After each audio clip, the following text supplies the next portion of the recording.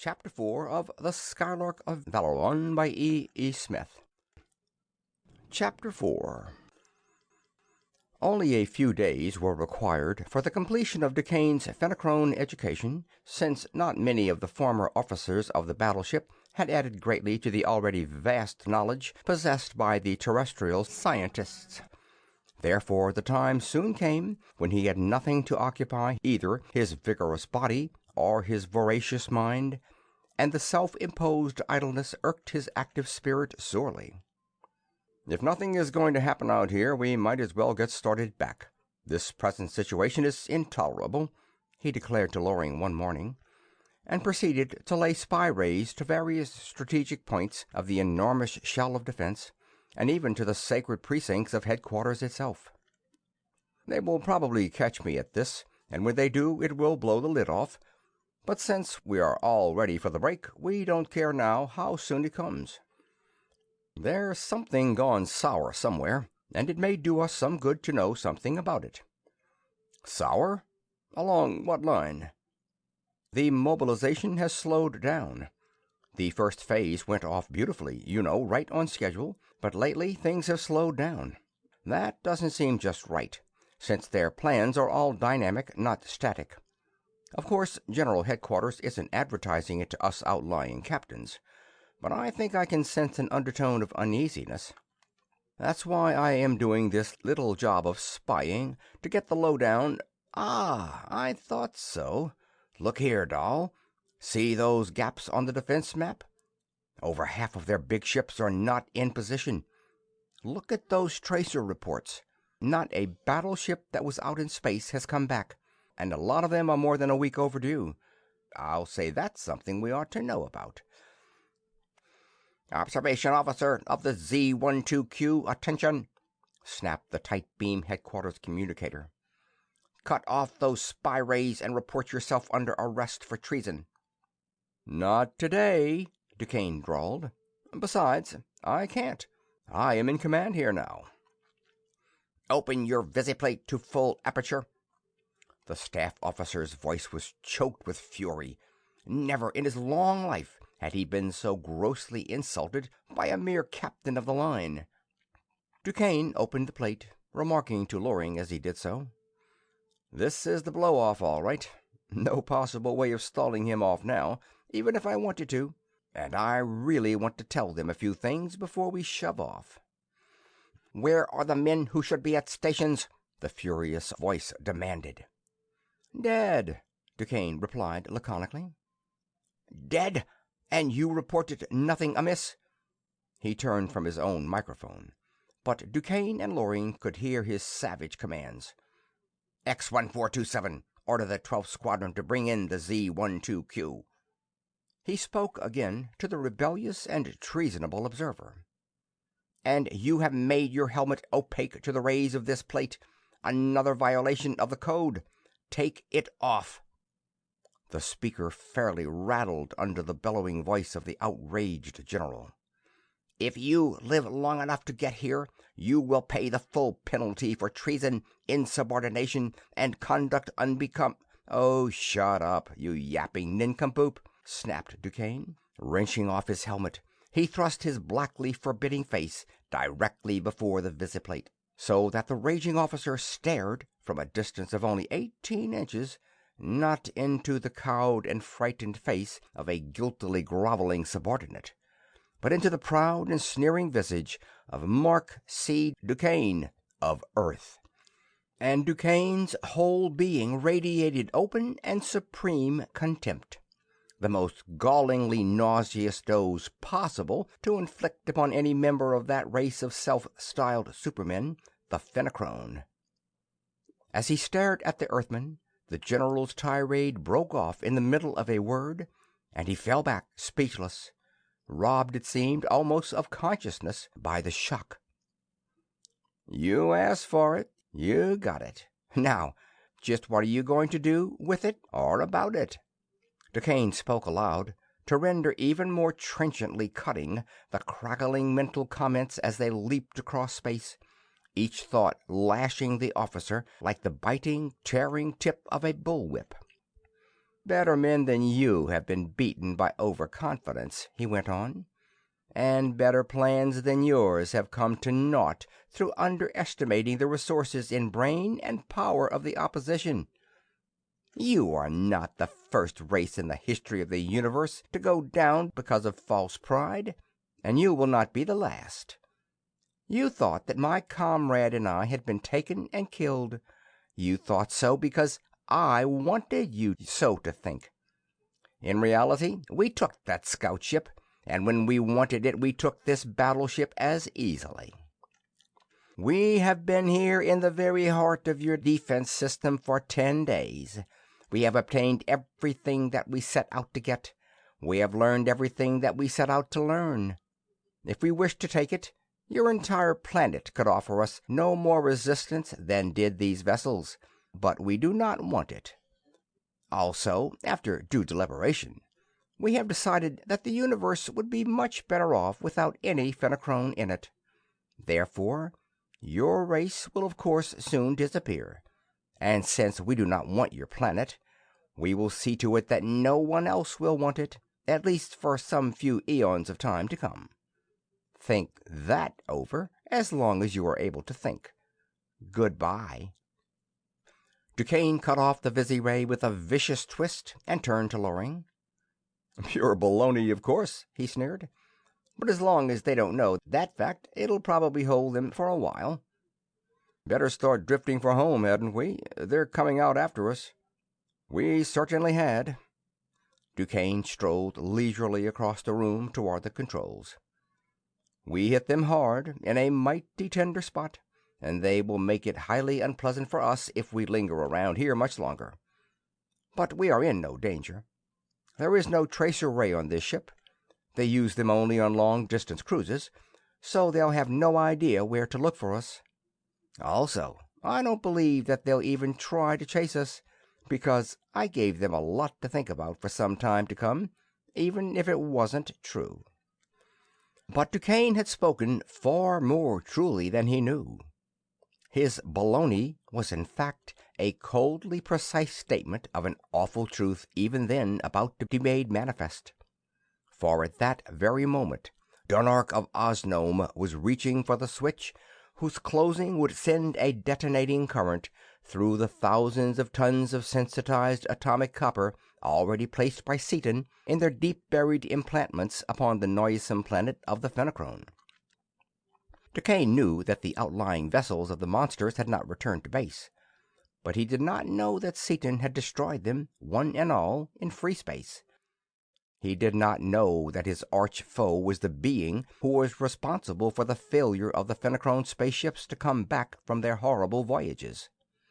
Upon the other hand, while Seaton knew that there were battleships afloat in the ether within the protecting screens of the planet, he had no inkling that one of those very battleships was manned by his two bitterest and most vindictive enemies, the official and completely circumstantial report of whose death by cremation he had witnessed such a few days before. DuQuesne strolled across the floor of the control room, and in mid-step became weightless, floating freely in the air. The planet had exploded, and the outermost fringe of the wave front of the atomic disintegration, propagated outwardly into spherical space with the velocity of light, had impinged upon the all-seeing and ever-watchful mechanical eye which DuQuesne had so carefully installed. But only that outermost fringe, composed solely of light and ultralight, had touched that eye. The relay, an electronic beam, had been deflected instantaneously, demanding of the governors their terrific maximum of power, away from the doomed world. The governors had responded in a space of time to be measured only in fractional millionths of a second, and the vessel leaped effortlessly and almost instantaneously into an acceleration of 5 light velocities, urged onward by the full power of the space-annihilating drive of the Fenachrone. The eyes of DuQuesne and Loring had had time to really see nothing whatever.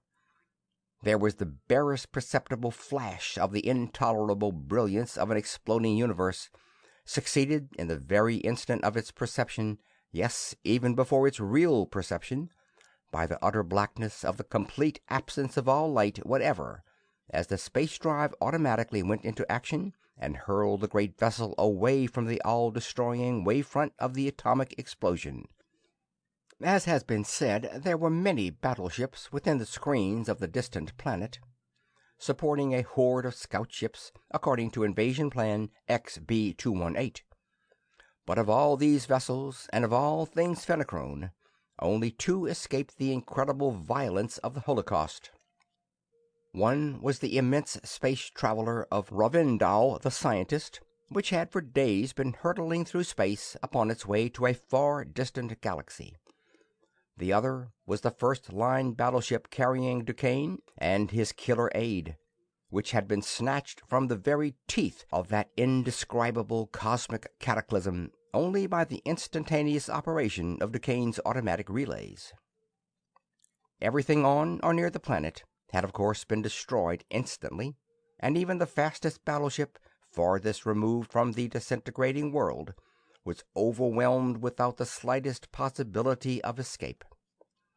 For to human eyes, staring however attentively into ordinary visiplates, these had practically no warning at all, since the wave front of atomic disruption was propagated with the velocity of light, and therefore followed very closely indeed behind the narrow fringe of visible light which heralded its coming. Even if one of the dazed commanders had known the meaning of the coruscant blaze of brilliance which was the immediate forerunner of destruction, he would have been helpless to avert it, for no hands of flesh and blood, human or Fenachrone, could possibly have thrown switches rapidly enough to have escaped from the advancing wave front of disruption.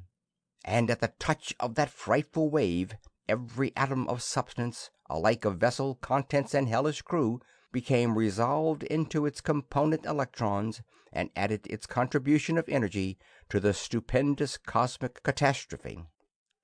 Even before his foot had left the floor in free motion, however, DuQuesne realized exactly what had happened. His keen eyes saw the flash of blinding incandescence announcing a world's ending, and sent to his keen brain a picture, and in the instant of perception that brain had analyzed that picture and understood its every implication and connotation. Therefore he only grinned sardonically at the phenomena which left the slower-minded Loring dazed and breathless.